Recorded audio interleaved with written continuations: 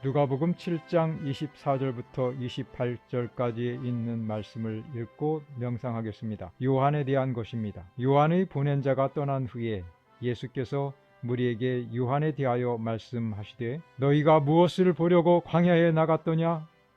바람에 흔들리는 갈대냐? 그러면 너희가 무엇을 보려고 나갔더냐? 부드러운 옷 입은 사람이냐? 보라, 화려한 옷 입고 사치하게 지내는 자는 왕궁에 있느니라. 그러면 너희가 무엇을 보려고 나갔더냐? 선지자냐? 옳다. 내가 너희에게 이르노니 선지자보다 나은 자니라. 기록된 바 보라, 내가 내 사자를 네 앞에 보내노니 그가 네 앞에서 네 길을 예비하리라 한 것이 이 사람에 대한 말씀이라. 내가 너희에게 말하노니 여자가 낳은 자 중에 요한보다 큰 이가 없도다. 그러나 하나님의 나라에서는 극히 작은 자라도 저보다 크니라 하시니. 주님께서는 침례 요한을 칭찬하시면서 가장 큰 자라고 하셨습니다. 이 가장 큰 자라면 어떤 면을 보시면서 그렇게 말씀하셨을까요? 예수님이 보는 시야에서 큰 사람은 어떤 사람일까요? 조금 전에 읽은 24절로 25절에 보면 그는 흔들리지 않는 도덕성 또는 정직성과 의를 위하여 굳게 서는 사람이었다고 합니다. 갈대가 바람에 따라 이리저리 흔들리듯이 인기나 재물이나 정욕적 유혹에 밀려다니는 사람이 아니었습니다. 그는 오히려 죄를 죄라고 부르고 죄를 지적하고 회개하라고 엄숙히 경고하는 사람이었습니다. 그 정신은 진정한 사랑으로 사람들을 하나님의 심판을 면하게 하려는 노력이었습니다. 그것은 엘리야의 정신과도 같았습니다. 그는 극기하면서 사치나 안일함과는 거리가 멀었고 오히려 극기하며 철저히 절제하는 가운데 인류 가운데 나타나실 메시아를 소개했던 것입니다. 메시아에 대해서 침례 요한이 말한 말씀은 마태복음 3장 10절과 11절에 있습니다. 좋은 열매 맺지 아니하는 나무마다 찍어 불에 던지우시고 성령과 불로 침례를 주시며 알곡은 모아 곳간에 들이시고 쭉정이는 꺼지지 않는 불에 태우실 메시아를 맞을 준비하라고 경고하며 백성을 준비시켰던 것입니다. 그의 도덕성은 흠이 없었으며 그의 품성은 사랑이신 하나님을 반사하였습니다. 이렇게 침례 요한을 주님께서 칭찬하시고 여인 중에 가장 큰 자라고 하셨고 이보다 더 큰 자가 없다고 말씀하셨습니다. 그런데 주님께서 말씀하시기를 하나님 나라에서는 극히 작은 자라도 저보다 크니라라고 말씀하셨습니다.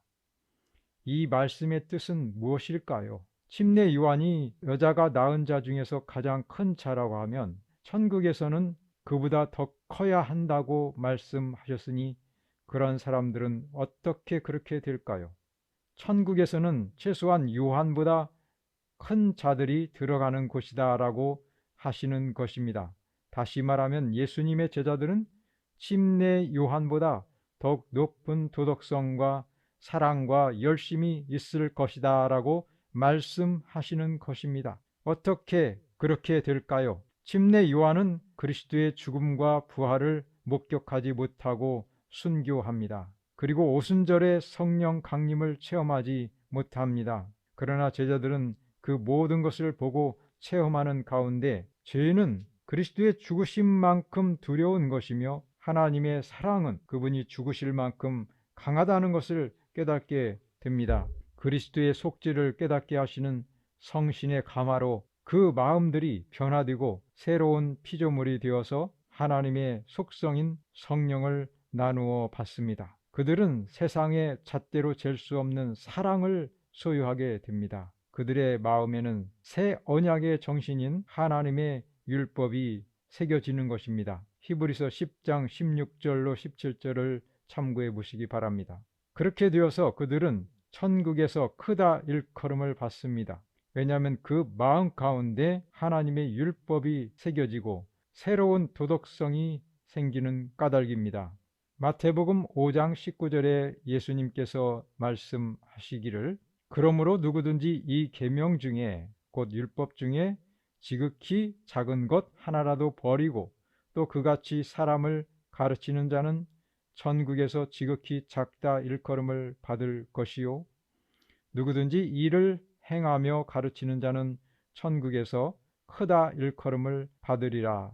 이렇게 말씀하셨습니다. 여기에 보면 큰 사람이 누구이고 작다 일컬음을 받을 사람이 누구인지를 말씀하셨습니다. 그것은 곧 하나님의 율법대로 행하고 살아가는 사람이 큰 사람인 것입니다. 그래서 그리스도인들은 마음에 하나님의 율법과 그 정신이 새겨지고 거듭나기 때문에 큰 사람이 되는 것입니다. 천국에서 하늘에서 하나님이 보시기에 큰 사람이 되는 것입니다. 여기 작다 일컬어짐을 받는 사람, 지극히 작은 율법 하나를 버리고 그렇게 가르치는 사람을 천국에서는 작다 일컬음을 받으리라 하셨는데 천국은 바로 하나님과 천사들을 말하는 것입니다. 하나님과 천사들이 그 사람들을 그렇게 보게 되는 것입니다. 그렇게 평가하게 되는 것입니다. 천국에서 크고 작음의 평가 기준은 하나님의 율법입니다. 침례 요한은 하나님의 율법을 존중하고 그것을 범하는 자들에게 경고하였습니다. 그리스도는 죄를 위한 속죄 제물이 되신 것을 믿는 그리스도인들은 죄를 두려워하고 의를 사랑할 것입니다. 죄는 예수님이 죽으실 만큼 그렇게 두려운 것입니다. 그 심판은 그렇게 두려운 것입니다. 요한일서 3장 4절에 보면은 죄는 불법이라고 했습니다. 우리가 죄를 그대로 짊어진다면 우리가 예수님이 죽으시는 것처럼 그렇게 죽어야 할 것입니다. 그런데 예수님이 우리의 불법을 짊어지시고 그렇게 죽으셨던 것입니다. 이것을 믿고 생각하는 사람들은 다시는 죄에 거하기를 원치 아니할 것입니다. 우리의 본성은 언제나 죄로 기울어지는 경향을 가졌습니다. 그렇기 때문에 성령의 지배를 받지 않는다면 늘 죄로 기울어져서 죄를 짓기 쉬운 성향을 가지고 있는 것입니다. 그렇기 때문에 우리는 그리스도와 함께 십자가에 못 박히면서 계속적으로 성령의 인도와 지배를 받아야 하는 것입니다. 우리는 늘 그분께 마음을 바치고 굴복할 때만이 안전하고 성령의 지배를 받을 때만이 율법 모두를 행할 수 있는 능력을 받게 되는 것입니다. 우리 있는 그대로 주님께 나아가서 연약하고 죄를 범하기 쉬운 그대로 나아가서 주님께 헌신하게 되기를 간절히 바랍니다.